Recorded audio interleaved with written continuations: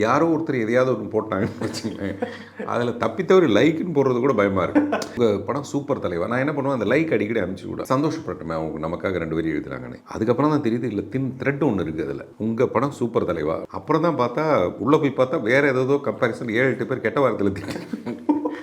அதில் இந்த படம் சூப்பர்ன்றது அவன் எழுதியிருக்கான். அது எனக்கு தெரியல.